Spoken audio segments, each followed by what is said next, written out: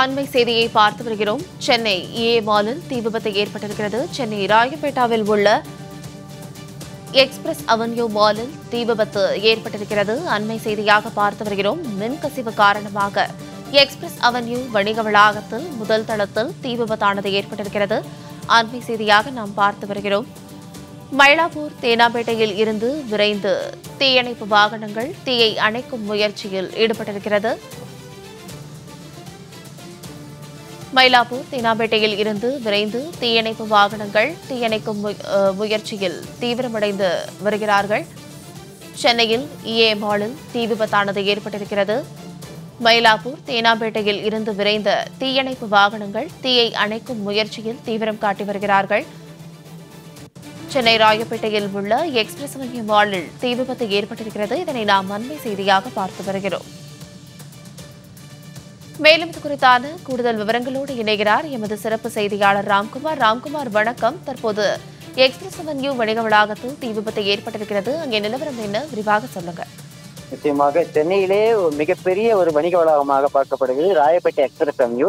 இந்த எக்ஸ்பிரஸ் அவென்யூல கிட்டத்தட்ட ஆயிரக்கணக்கான கடைகள் மற்றும் துணிக்கடைகள் உள்ள ஏராளமான துணிக்கடைகள், திரையரங்கங்கள் இருந்து வருகிறது. இந்த நிலையில இன்று காலை திடீரென அங்கு மின்சார பெட்டியில் மின்கசிவு காரணமாக தீ விபத்து ஏற்பட்டிருக்கிறது.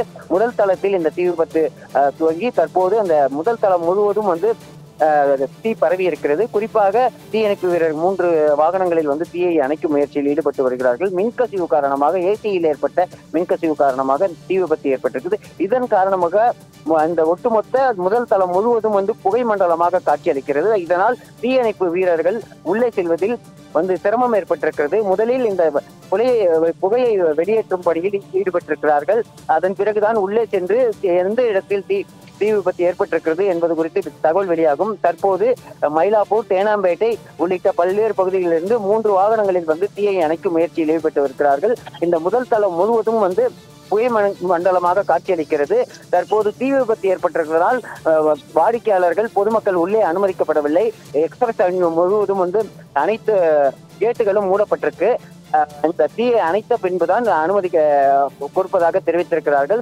தற்போது 1 மணி நேரமாக தீயணைப்பு வீரர்கள் தீயை அணைக்கும் முயற்சியில் ஈடுபட்டு வருகிறார்கள். புகை சூழ்ந்து காணப்படுவதால் உள்ளே செல்வதில் சிரமம் ஏற்பட்டதாக தீயணைப்பு வீரர்கள் தெரிவித்திருக்கிறார்கள். தற்போது இந்த 3 வாகனங்களிலும் 25க்கும் மேற்பட்ட தீயணைப்பு வீரர்கள் இந்த தீயை அணைக்கும் முயற்சியில் ஈடுபட்டு வருகிறார்கள். சாருலதா.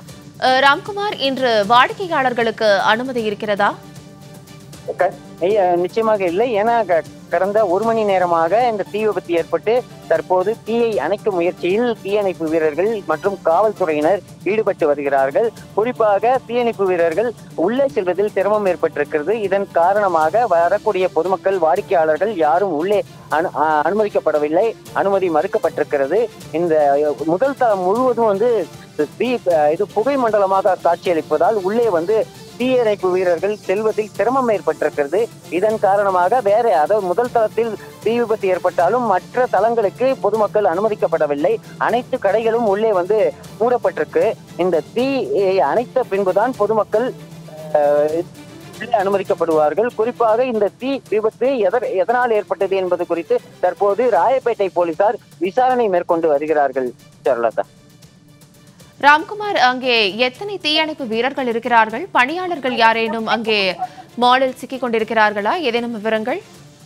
எப்போதுமே காலை 10 மணி முதல் நள்ளிரவு வரை இந்த எக்ஸ்பிரஸ் மால் என்பது செயல்பட்டு இருக்கும்.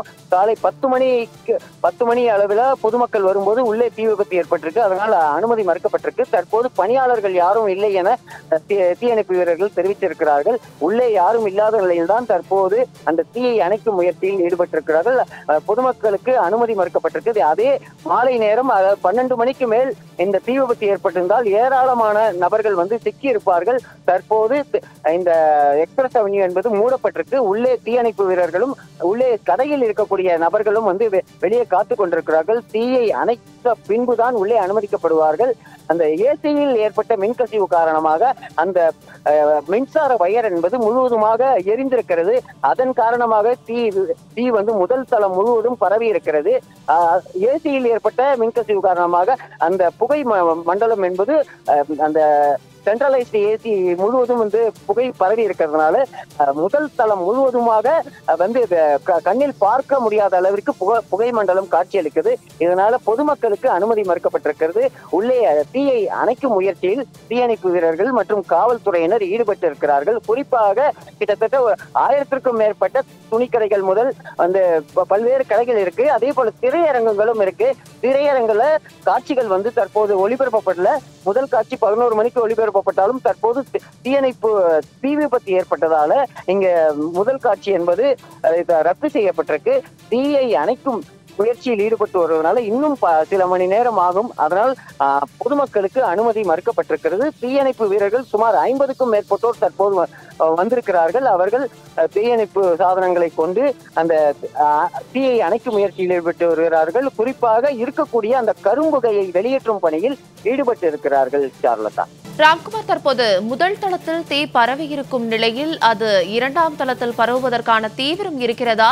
அந்த அணைக்கும் மும்முரம் எவ்வாறாக இருக்கிறது? செயல்பாடுகள் என்னென்னவாக இருக்கிறது?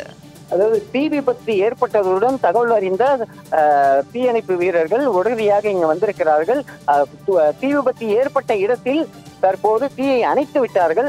ஆனால் மற்ற இடங்களில் சிறு சிறு தீ அங்கங்கே எரிந்து கொண்டிருக்கிறது. அதை அணைக்கும் முயற்சியில் ஈடுபட்டிருக்கிறார்கள்.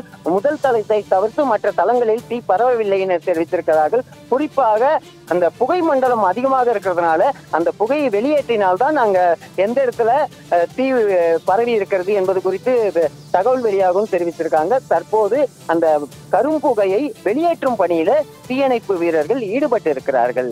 சார்லதா, விரிவான விவரங்களுக்கு நன்றி ராம்குமார்.